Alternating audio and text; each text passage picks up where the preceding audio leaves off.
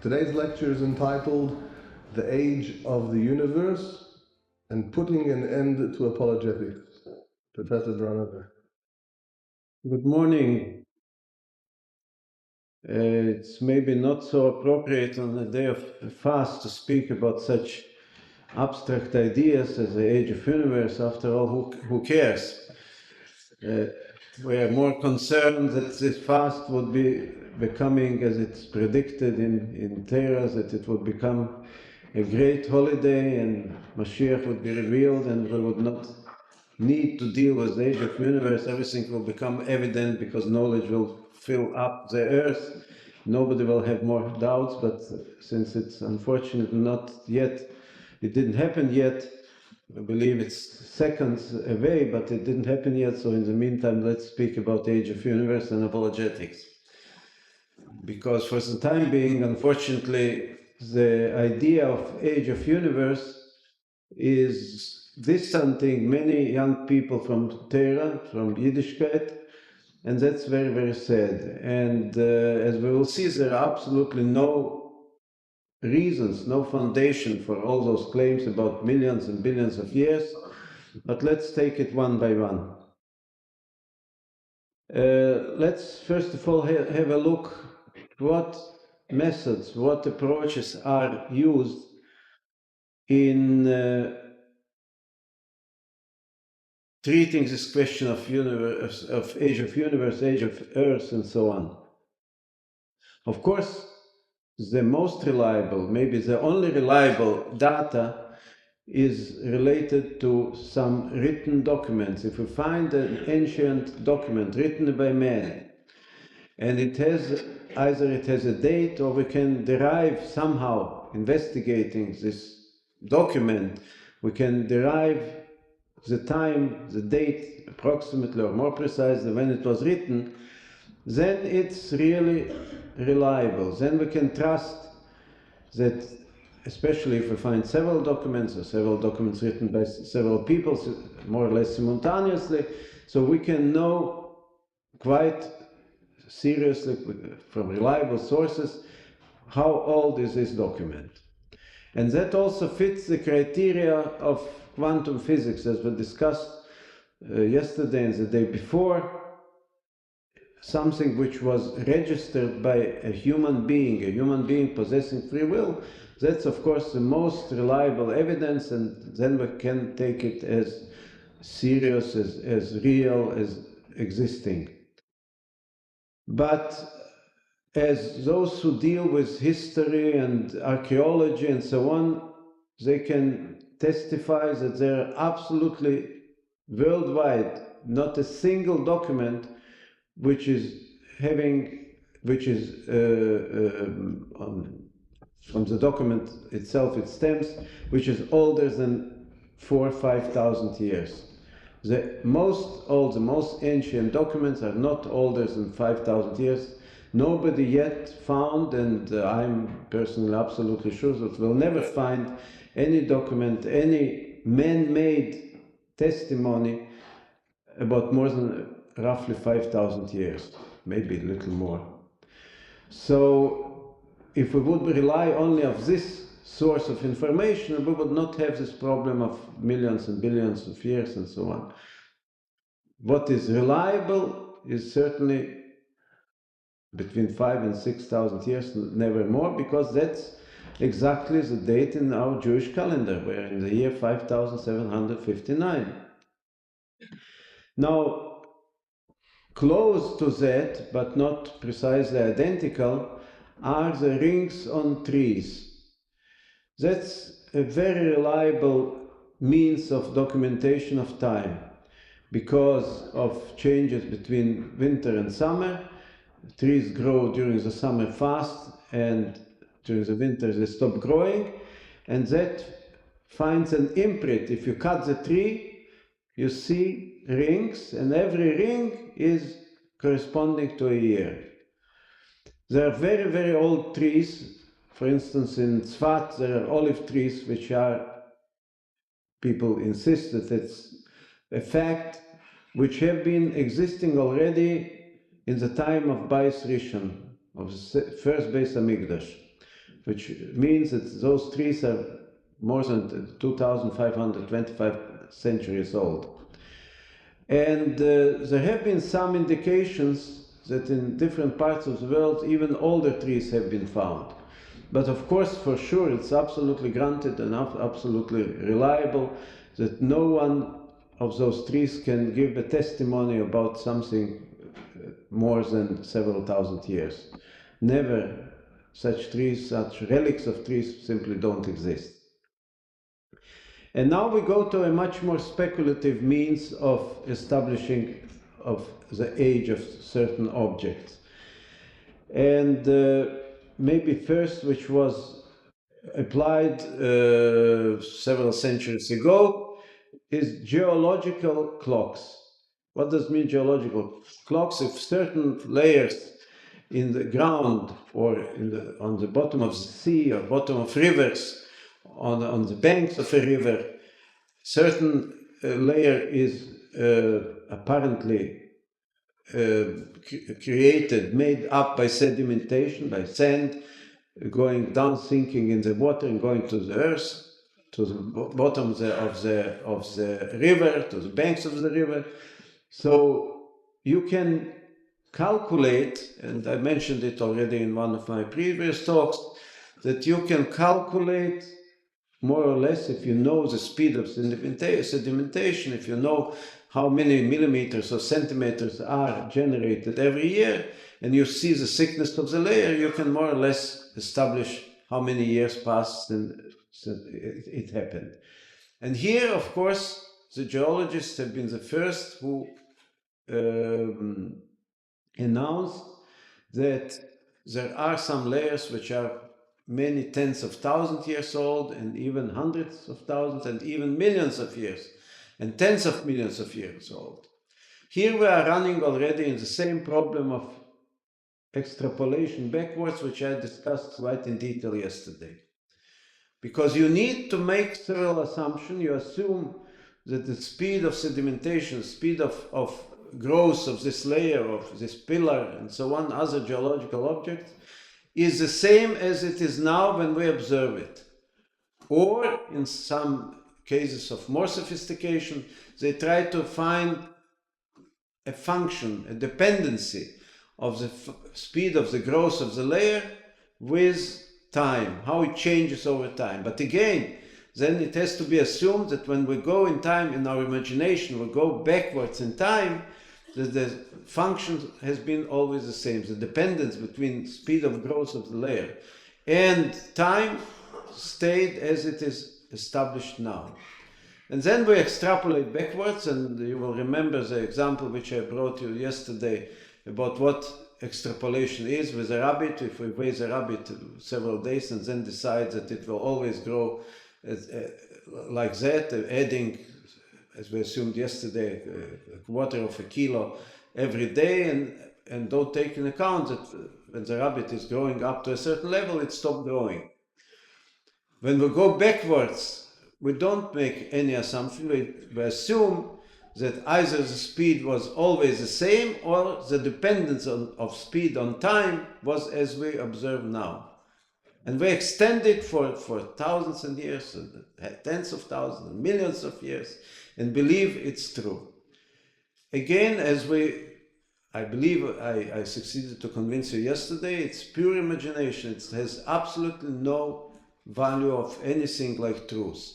You can, if you like it, if you want, you can play with it, you can have pleasure from playing with it, but you have absolutely no right to claim that you got something close to truth or truth itself. It's just an assumption. You extend it in time and you receive certain results, not more than that. Then a more sophisticated method of measuring time came into existence with discovery of radioactivity. Radioactivity was discovered on the beginning of this century, end of previous and beginning of this century, about 100 years ago now. And you know that there are many different radioactive materials which undergo the fission reaction. They decompose it. It's a spontaneous decay of this material, And the speed of decay is very different. There are very fastly decaying materials with very short period of time necessary for half decay. Usually they measure because it's very difficult to establish the full time, since when it's very little materials, only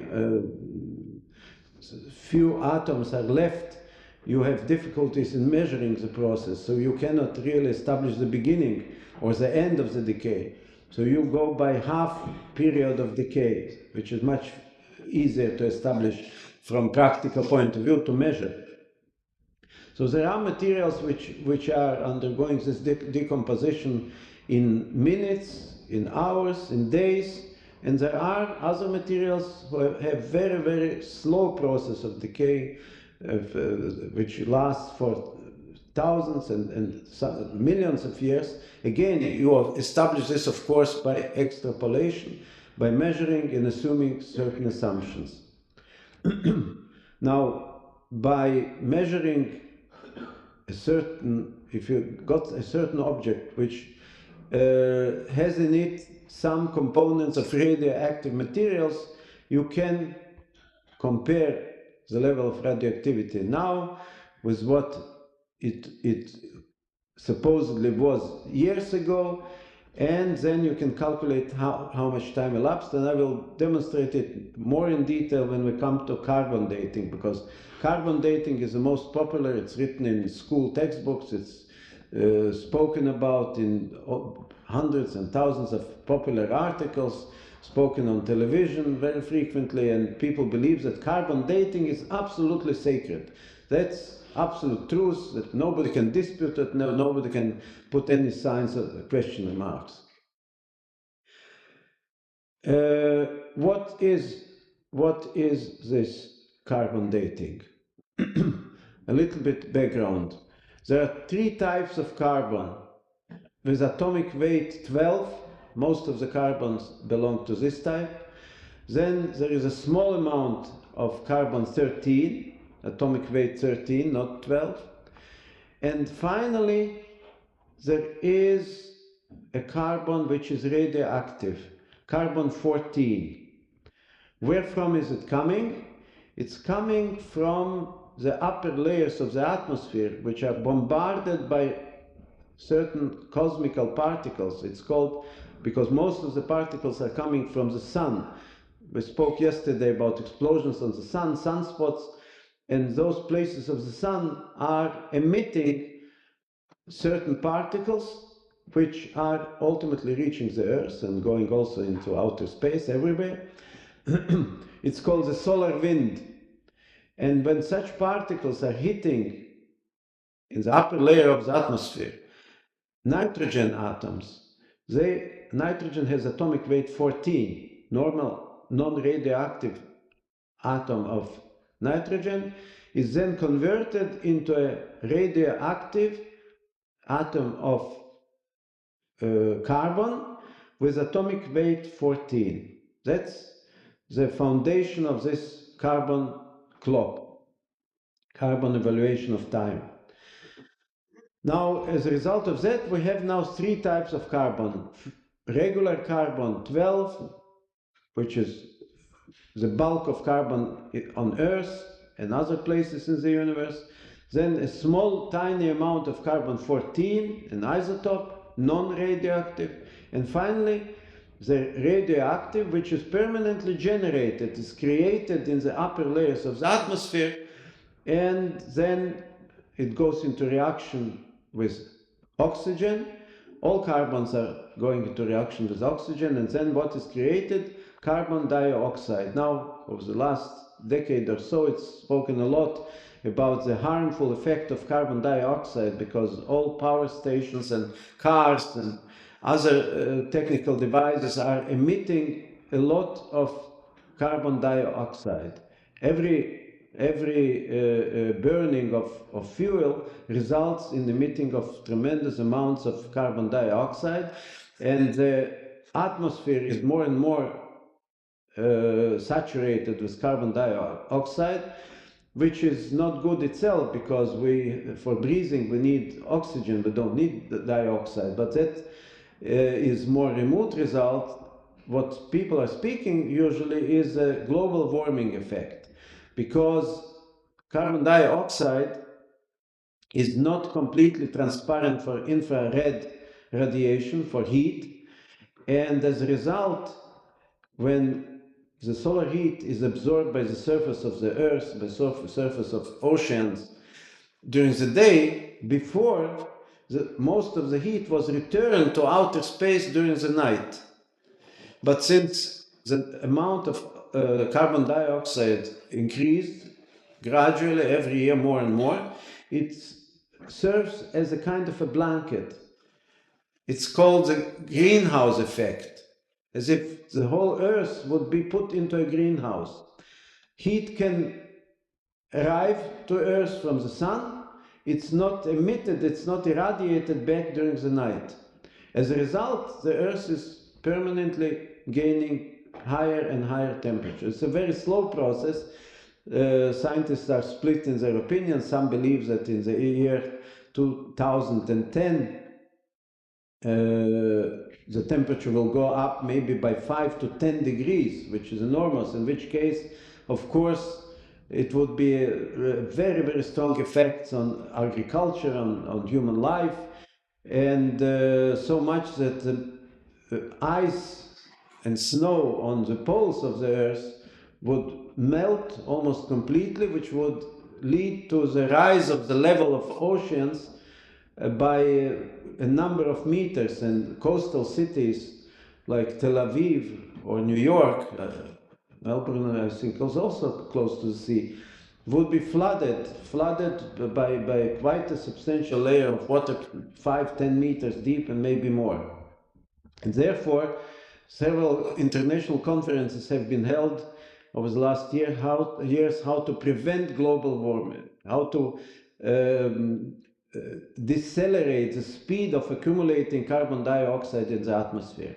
And certain restrictions have been put by, not by all countries, there are countries who don't care at all about preservation of environment, but in more advanced countries, in more technical countries, special legislation has been accepted that power stations have no right to exceed certain level of emission of carbon dioxide and so on and so forth.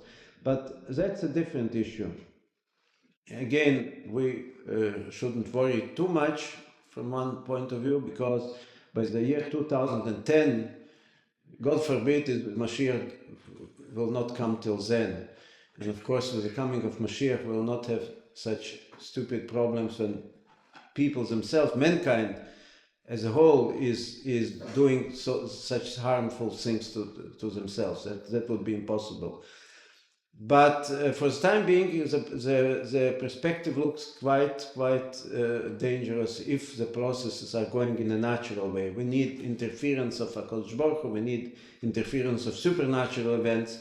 Otherwise, mankind is probably not able to cope with this problem. Not that there are no technical means. There are, even today, perfect technical means how to avoid this global warming. The trouble is education, as in everything else, because the current generations are getting wrong education. Nobody cares about anything but dollars, money, and who would pay now more for generating electricity for the purpose that in 10 years or 5 years or 15 years from now the conditions of life on Earth would be healthier. Nobody cares. Nobody cares about what's going now, immediately. So who would care about 10, 15 years from now? That's, as in many, many instances, reduces to the problem of education. It seems to be a technical problem, but technically it's fully resolved and there are all means and all possibilities. The trouble is that people don't want to use the technical means. People don't want to care, and then we have this problem. But let's go back to carbon as a measure of time. So now we got in the atmosphere this carbon-14 radioactive, which also generates carbon dioxide. And as you know, plants, trees, grasses, all are absorbing carbon dioxide. Actually, by absorbing carbon dioxide, they are gaining material for growth.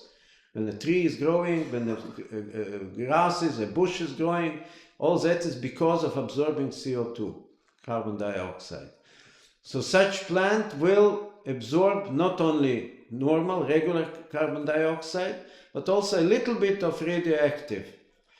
And then animals are eating, some of the animals at least, are eating grasses, and the radioactive material is transferred into the body of the animal, including into his bones.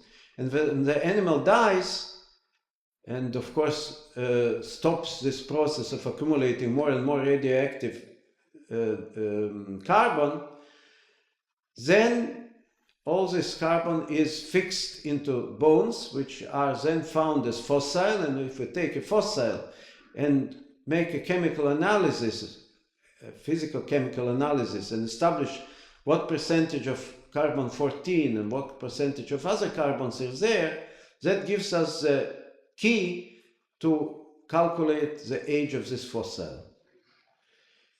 Because if, and I stress this, this is the central, the pivotal point, if we would know what was the relative concentration of carbon-14 when this animal lived, everything would be smooth and right and correct.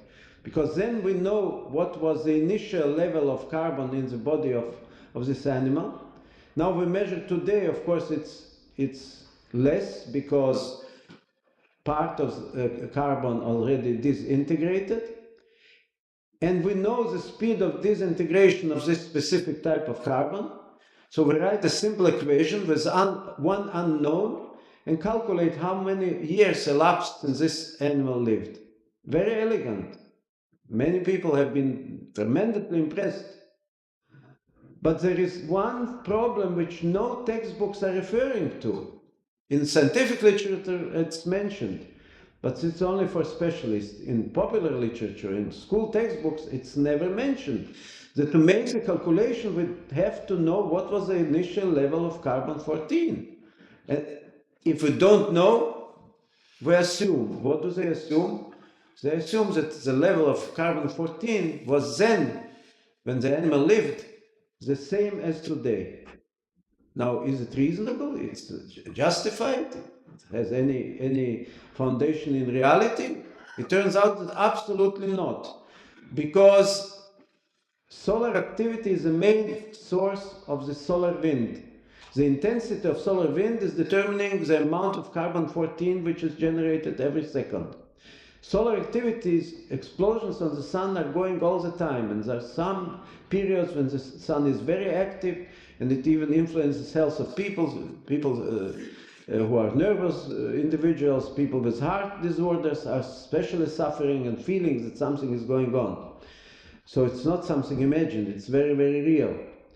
And that changes, only that, changes on the sun, explosions of the sun are changing dramatically the amount of carbon-14. Then nuclear explosions are changing it by a factor of many tens. More than that, amount of coal or oil burned on every day of a year is again influencing the amount of carbon-14, and so on and so forth. Carbon-14, people started measuring the concentration of carbon-14 only several tens of years ago. And during this period, it changed manifold. There have been periods when it went up, periods when it went down.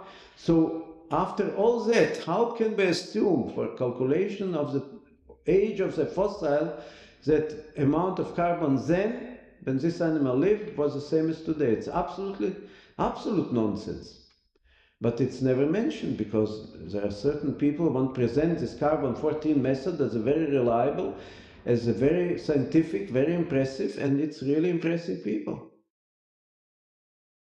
And finally, the last clock which I will mention is the astrophysical clock. You know that nowadays they go mainly by the theory of Big Bang, that the whole universe supposedly came into existence because something, and nobody can say what was this something, exploded.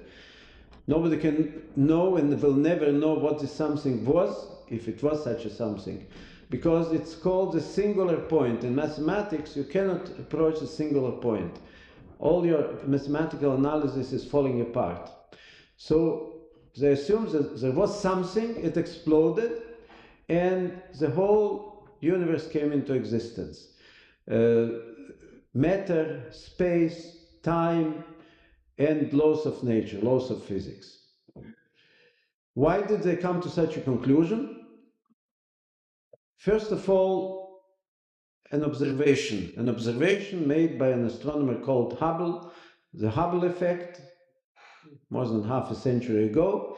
It was established by using sophisticated telescopes that galaxies, those huge clouds of stars, where billions of stars in every galaxy, all the galaxies are running apart. And we can actually establish even how the speed of this running apart is changing with time. Now, if all they go apart, it makes an impression and an immediate conclusion that in the beginning, all this tremendous amount of matter was in one point. That was the something which exploded. So they reverse in the imagination the process. Imagine that what would be if the galaxies wouldn't run apart but would go to one point, one center, and then, assuming certain assumption about the speed, you can calculate how many years elapsed since this process started. And the results of calculations are, according to different investigators, between 5 billions up to 20 billions of years. From one hand, from one side, it's the tremendous progress towards the Torah opinion. Because before, it was assumed since the time of Greek philosophers that the universe never had a beginning, that the universe is eternal, always existed, no beginning, no starting point. Now they went down from infinity down to 20 billions, 5 billions. It's a tremendous jump. It's certainly incomparably greater than the remaining discrepancy. I mentioned before, we are in the year 5759.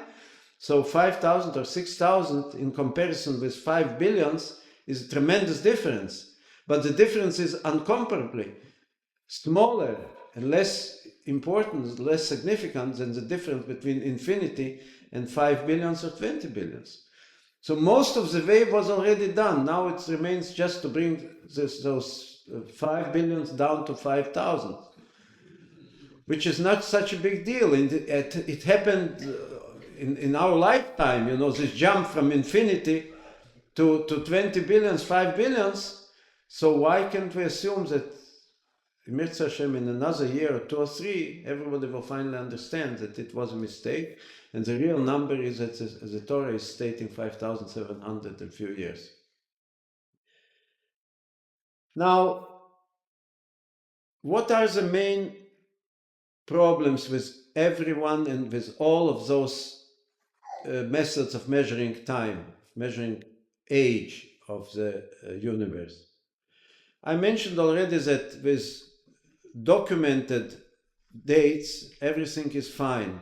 With trees, everything is fine. Trees are giving objective and non-refutable indication of time, but the oldest tree is just a few thousand years old, so it doesn't change. It doesn't interfere, because that's very, very significant. If you have a reliable method, non-disputable method, it's granted it will go by Torah. It will not have any difference with Torah. Radioactive, there are a lot of assumptions, and I demonstrated it in greater detail regarding carbon-14. It's a fundamental assumption that the level, the concentration of carbon 14 among other carbons was always the same as now, which is absolutely proven that it's not true, and nevertheless it's assumed, and correspondingly there is no value to the results because they are based on absolutely wrong assumption. Not that we have doubts whether the assumption is acceptable or not. We simply firmly know it's wrong, it's incorrect. Nevertheless, we continue going on with it.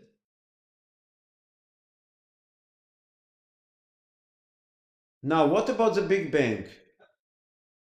It's a fact. We use telescope, radio telescope, we see that galaxies are running apart, so-called red shift in the spectra. I will not go into the details how they measure, but the measurement is quite reliable. The point also is what was in the beginning. It's only one of the possibilities to assume that all this tremendous amount of matter initially was in one point. Why can't you assume that when the world was created, all the galaxies have been already apart billions and billions of kilometers or miles? It's equally possible.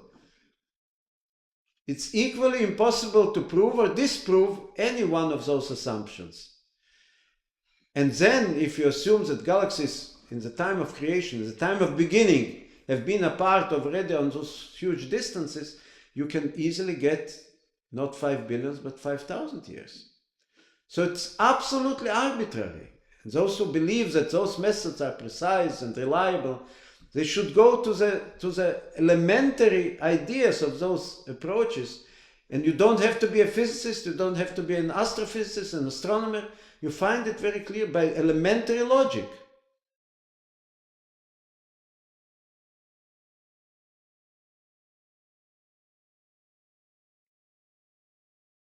Well,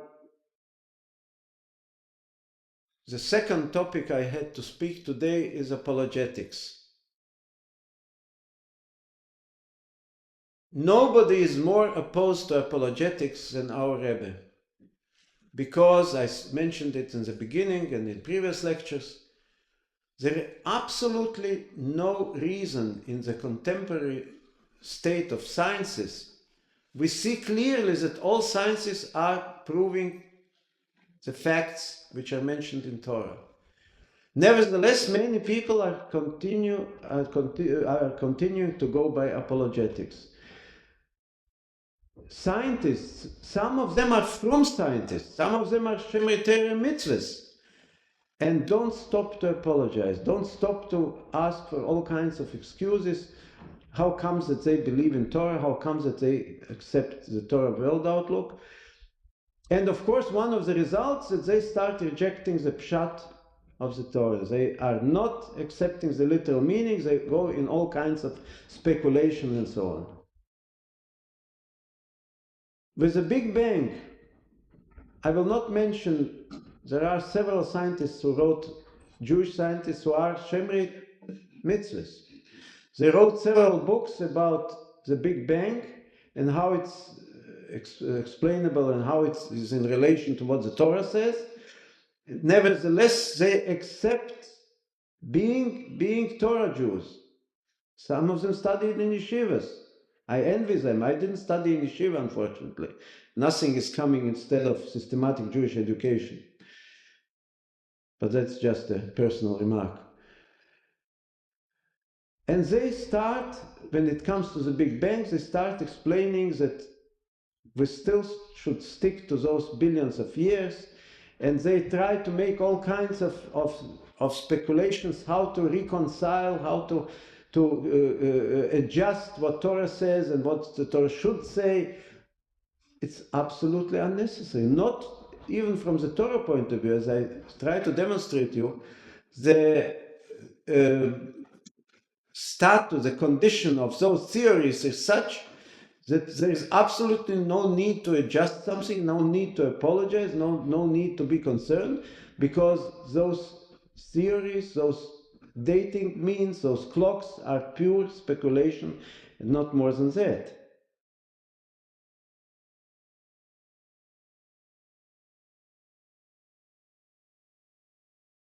In addition to apologetics, there is a lot of biased opinions. I was once on a seminar of one astrophysicist in the United States on the West Coast in the state of Washington, in Seattle. And there was a seminar given by an astrophysicist who spent all his life studying implications of the Big Bang theory. And he specialized on nitrogen. His special field is nitrogen.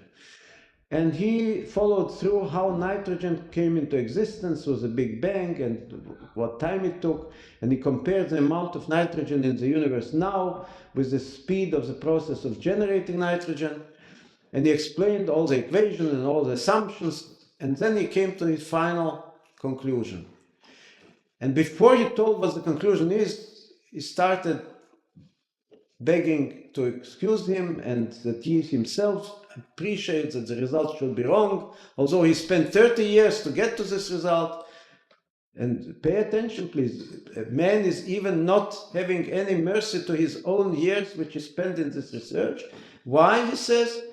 He got a very, very unacceptable age, time necessary for generating the present amount of nitrogen. What is it? 11,000 years. And he says it simply cannot be true. It should be a basic mistake. Why? Because it resembles too much what the Bible says. You see what an inversion of logic. Instead of telling the truth, that if you go objectively, if you analyze properly, you come to the results which the Torah is stating. But he is so indoctrinated from childhood on that he is even ready to sacrifice what he worked hard for 30 years just not to be appearing as a medieval creature who believes in the Bible. Because it's too close to what the Bible is saying, therefore it cannot be true. It's a precise quotation.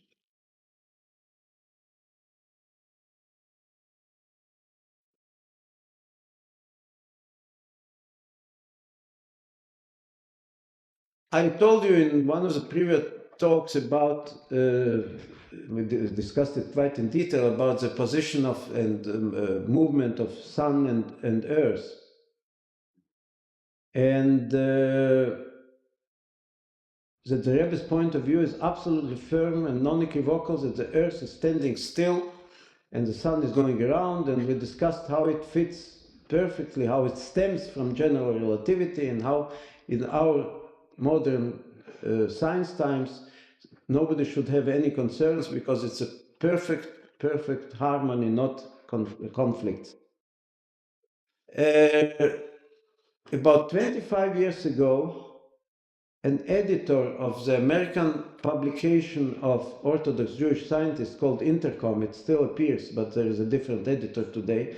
Again, I don't want really to mention his name because I believe that he changed his mind and changed his thoughts since then. But at that time, he wrote to the Rebbe and asked a number of questions regarding the so-called conflicts which we discussed with you a few days before. Among other things, he also spoke about the structure of the planetary system, of the movement and position of sun and earth. And he got very soon a wonderful letter from the Rebbe, I think 3 typewritten pages. One of the paragraphs, a big paragraph, was dedicated specifically to the treatment of this problem of the centrality of earth. And then the Rebbe, 2-3 days later, sent him an additional letter where the Rebbe brought up some additional ideas and concerns. And this man, this editor of the Intercom magazine, was very happy, was overwhelmed by the quick and very detailed response of the Rebbe. And he wrote to the Rebbe, he showed me the letters, very, very interesting letters, and then he decided he will ask the Rebbe for permission to print it in the Intercom magazine. And he got very soon an answer that yes, certainly it should be published and should be brought to the attention of scientists and students and so on. And he published, and then he sent me a copy of the just appeared magazine. I start reading the letter of the Rebbe, and I read it twice and 3 times and 10 times, and I cannot believe to my eyes. This paragraph, speaking about the sun and the earth, disappeared. And I call up this man and I say, listen, what happened? Maybe it's a misprint, maybe something. He says, no, I decided that for the sake of the Rebbe, I better omit this paragraph because people would not perceive it properly. So I said, I almost mentioned his name. You are absolutely mishugim. You got such a wonderful letter from the Rebbe, an additional supplement. You asked for permission. The Rebbe wants this letter to go to whoever reads your journal. You decide for the Rebbe? So he says, okay, that's my view. That's what's happening. People are so indoctrinated. The Rebbe says it has to be brought to the attention of every Jew and non-Jew that today sciences are also crying out and speaking out about God, about Torah, about Mashiach. But no, this man knows better. He corrects the Rebbe. He interferes.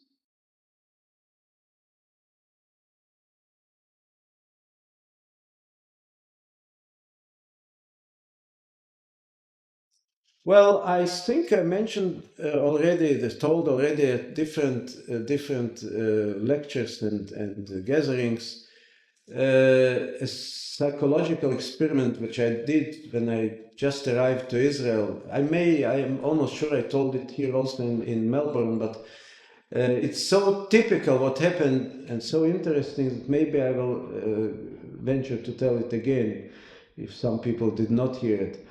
I will make it very, very short and brief.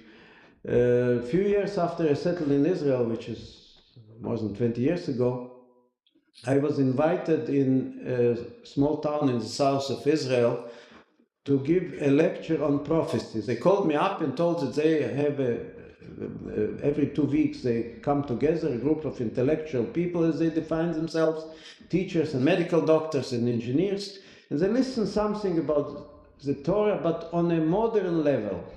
And this time they want about prophecy. What's prophecy in Torah? So I told them that you got the wrong address because I'm altogether a physicist, an engineer. I'm a Baal Tshuva. I didn't learn in yeshiva. I learned a little bit. That is, of course, not enough to come and speak about such an important concept as prophecy is, as nevuah is in Torah.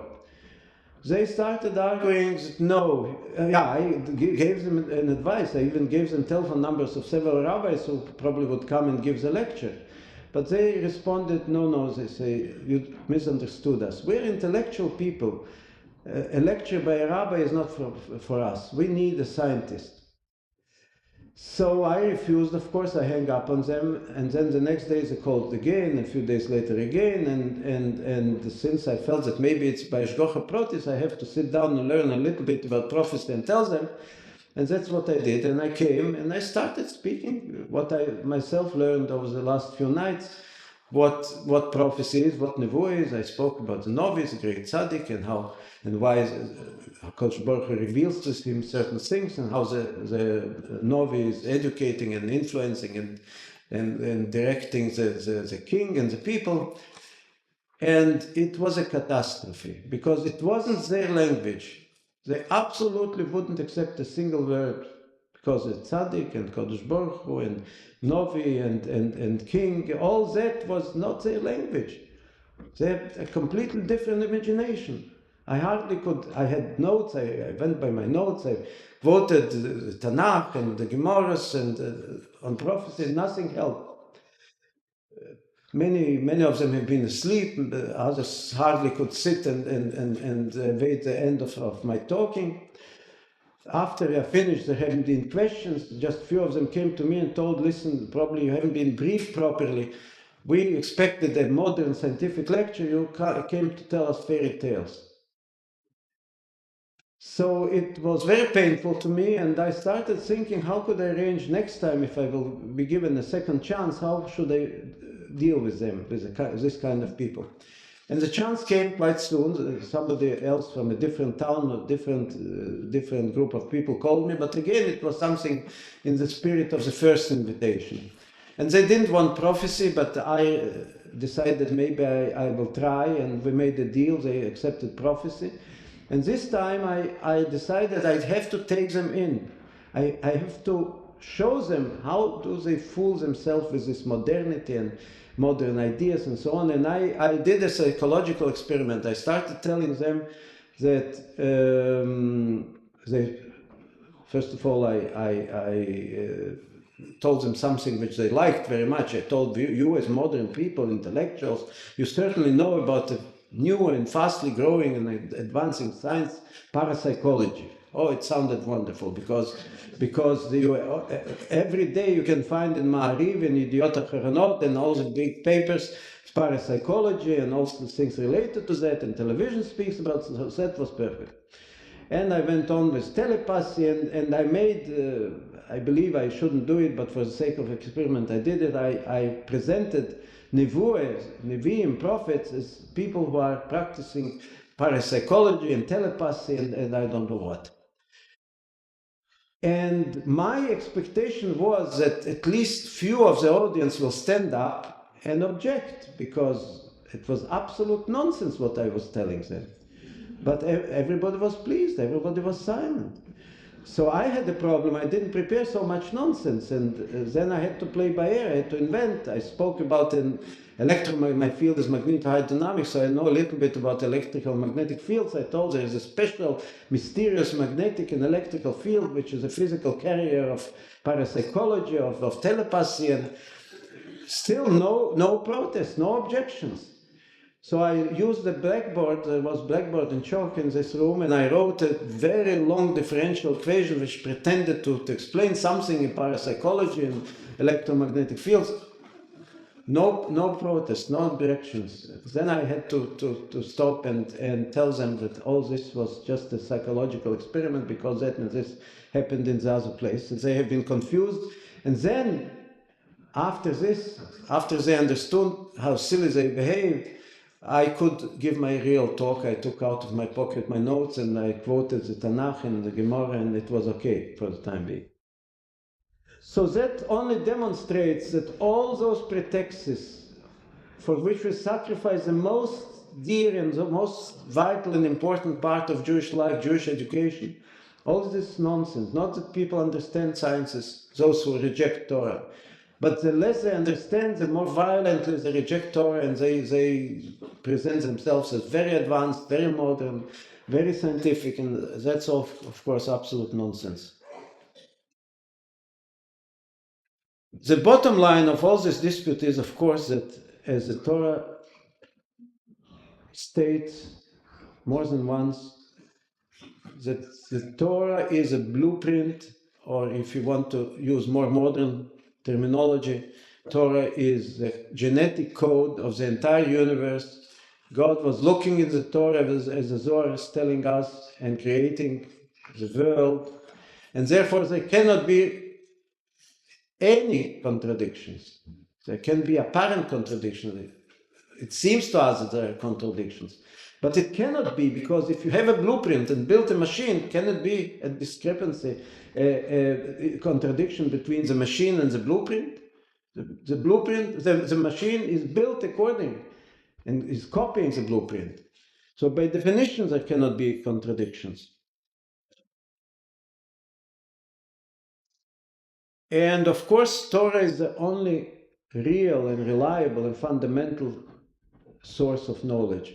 There are things we can derive from the Torah which is not accessible for ordinary Jews as ourselves. It's only for great tzaddikim, it's only for the Rebbe, and I will tell probably in one of the remaining talks how I got unbelievable advices from the Rebbe, specifically in my profession, in my field of scientific research, but I will not, it's too late today to go into it. But there are also instances, as the Rebbe is showing, that we can derive scientific knowledge.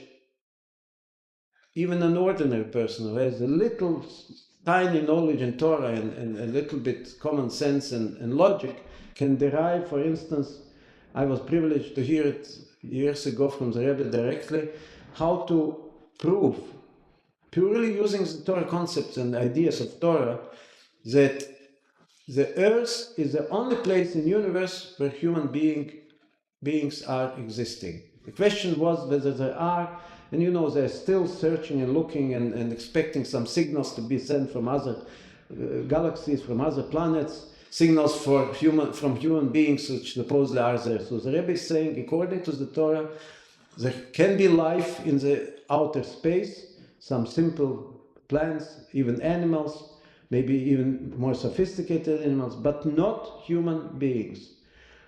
And the Rebbe gives a perfect, unbelievably convincing proof based on the Torah, but since I am running out of time, I promise I will tell you it tomorrow or the day after tomorrow. And let's stop at this point so that I could take a few questions at least. Thank you very much.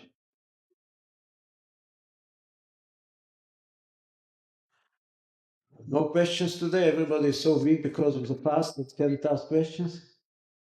Yes, please. A little louder, please. I found myself very much involved when you said a story about science and how they didn't feel like I found this in the background to the way that all people who are scientists can deal with their life problems. As in their life problems.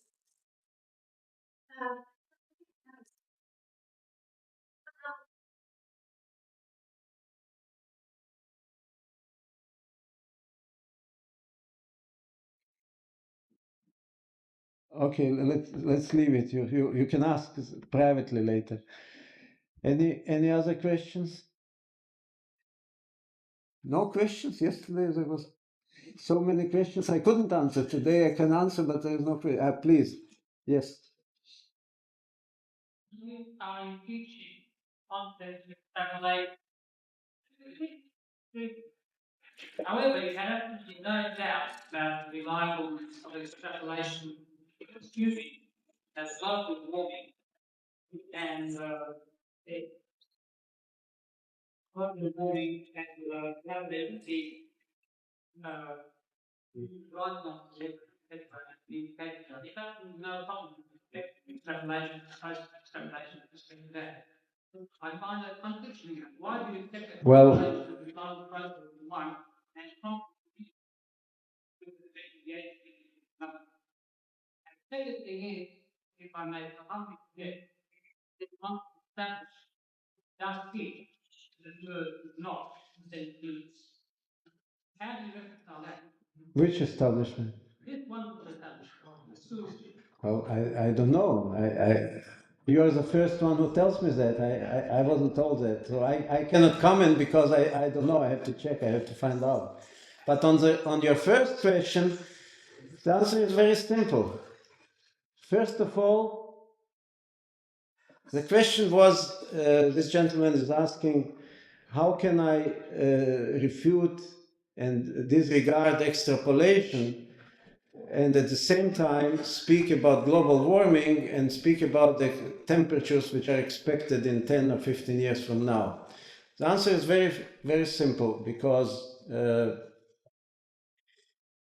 with global warming, it's first of all a process which is going on now. I stressed, speaking about quantum physics, that when an object and a process is occurring in the presence, in front of a researcher, then it's completely different. Actually, modern science is saying, is demanding, deal only with something which is occurring in front of your eyes, which you can sensually perceive and then analyze. That's exactly what's happening with, it's not an assumed process, not an imagined process. It's what's going on today, yesterday, the day before, a year ago, today.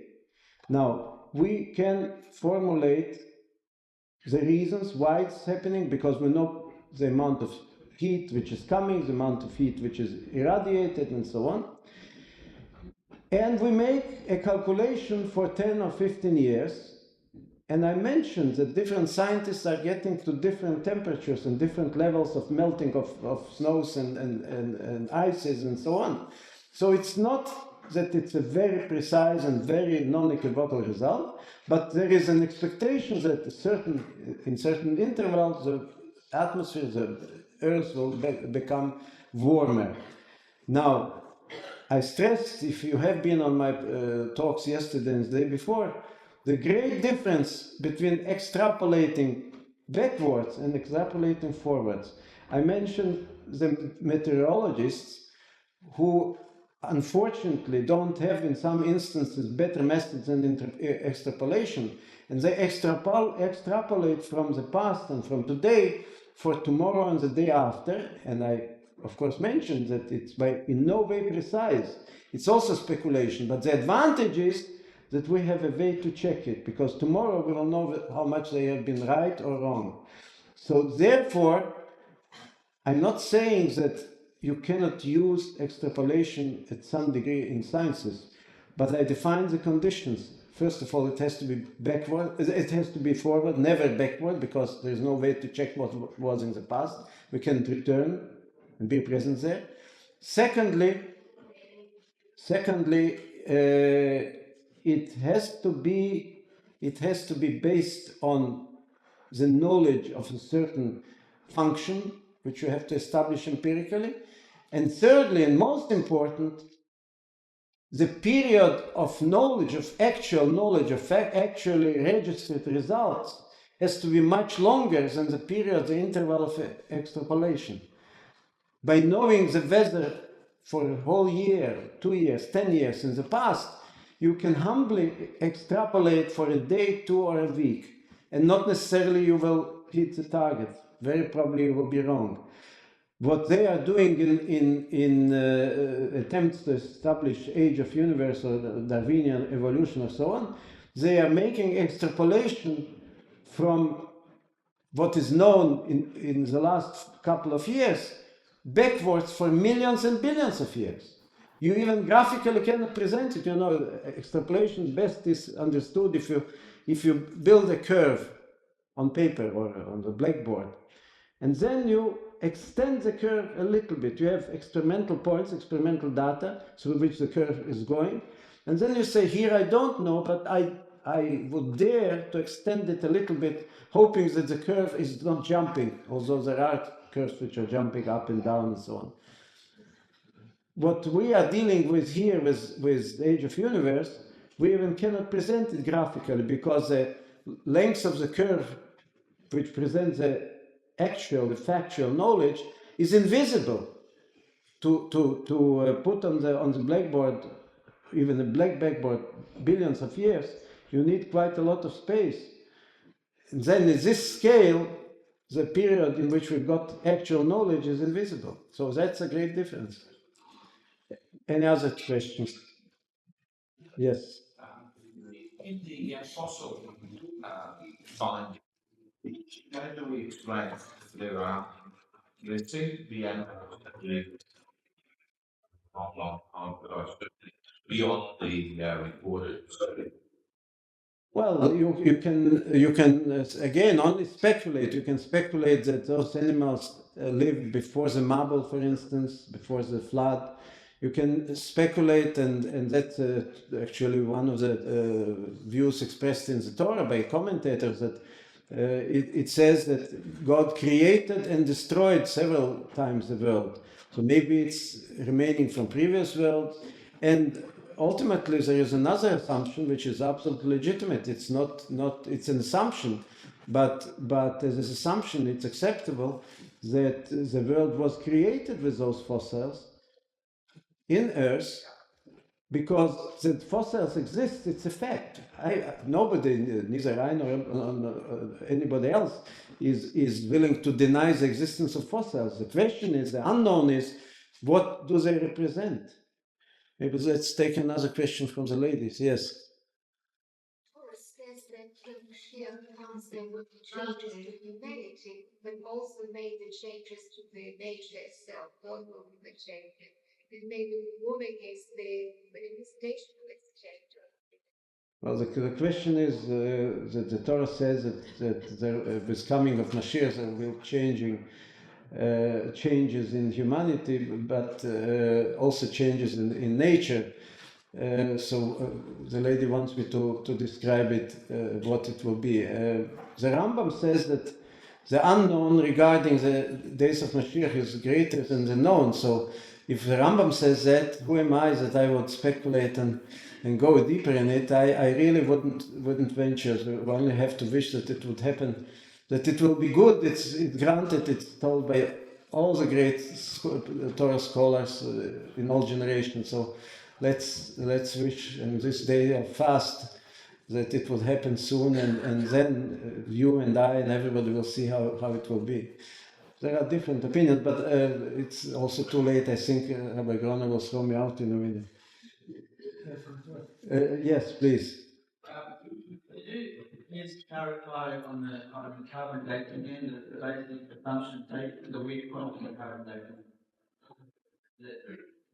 Just explain it. You have one equation relating the amount of oxygen and the amount of carbon-14 and the time which elapsed, right? So two parameters which are in this equation. But there is also one number which is pivotal. What was the initial level of carbon-14? Without having this, the equation becomes one equation with two unknowns.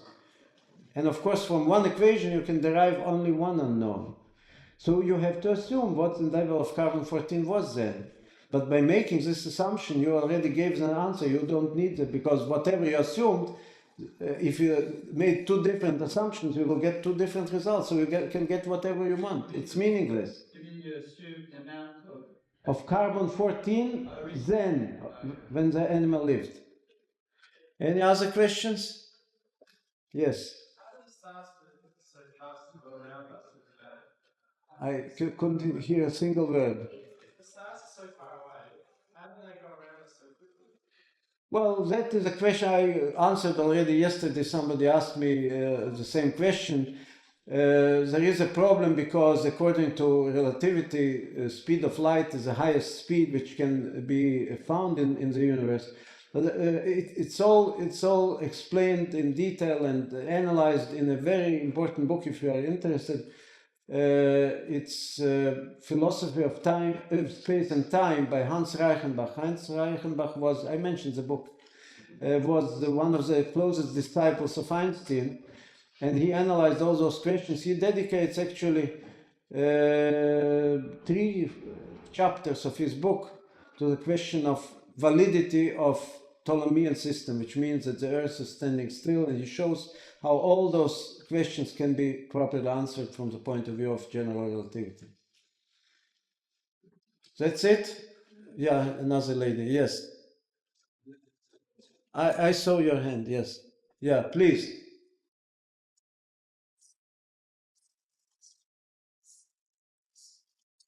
No, I can't. Yes. What happens, right? What is happening at the moment? Is that correct? No, we see with a delay because light is moving not with infinite speed but with a finite speed.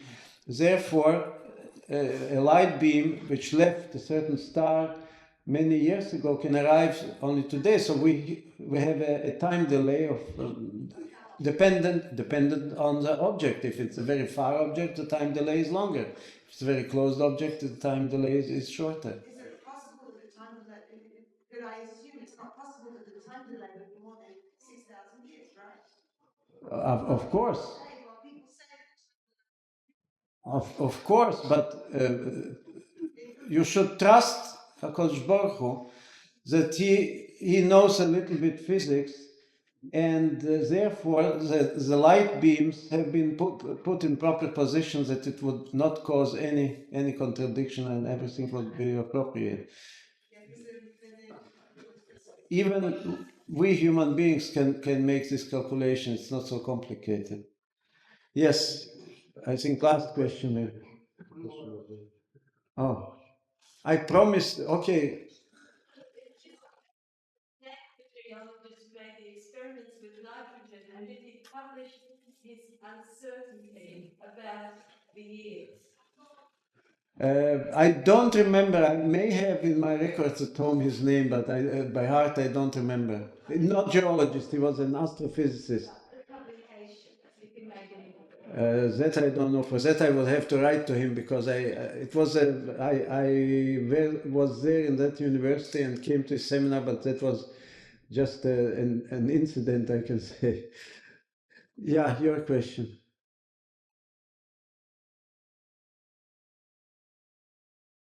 About the philosophy of space and time by Hans Reichenbach, a German author. The book was written back in 1927, some 70 years ago, and then many times translated into English in the United States. Okay, thank you. Mention that time constant, time taken, or physics taken. What if time changes and physics changes? Time is changing. I don't know whether you have been yesterday, but what happens if it's not a constant right? In other words, according to the Torah, time has lapsed before. In other words, the sun has gone back, I'm not sure. It's gone 10 degrees or 1 degree down in the time of Kings, in the book of Kings, number 2. So if time does change and physics do change, like they mentioned that the moon was bigger at one stage and becomes smaller. yes. So if time does change, why are you saying that the world can't exist for so many years? Well, you refer to miraculous events. You know, there is a seder, there is an order in natural events, and we derive laws of nature and so on. But yes, but in addition, there are, you also mentioned stopping the movement of the sun, and so which are, by Torah itself defines it as miraculous events.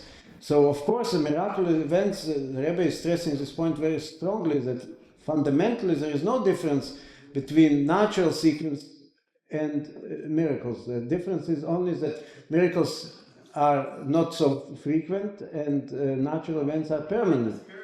What? What happens if the Big Bang Theory is a miracle? So, a miraculous event that took place. We all believe in that something did take place, because that's why we're here. so I could say a lot about this assumption, but so what? If you assume, what stems from that? The stars and the sun, the Earth circles around the sun, number one, and that the stars are so far out as well. You're saying that they only came in existence 5,758 years ago. Yes. Most of us probably know that it's not true, because there's been many worlds besides our world, which I'm sure we all believe in, is that we all say that the world only lasts about 6,000 years. Yeah, but when we say that according to Torah the world is 5,759 years old, that means this world. We live in this world, and our existence is dependent on the existence of this world. So we speak about creation, this creation, not previous creations which have probably taken place. The whole galaxy was wiped out, and the whole idea of 5759 is only this world. Well, the new creation. It's because it says it was yesh me'ayin, so it wasn't done from something. It was done from ex nihilo. For us, one day to God is like 1,000 years. Well, that is already interpretation. There are many pirushim. We speak about the pshat of the Torah, and I brought yesterday the example with a get, how important it is from the halacha point of view that we realize that years are years, not millions of years, not seconds, but years. The difference is that, of course, in the perception of the Creator, there is no difference between 1 second and 1 hour and 1 year and hundreds and thousands of years. Okay, thank you very much.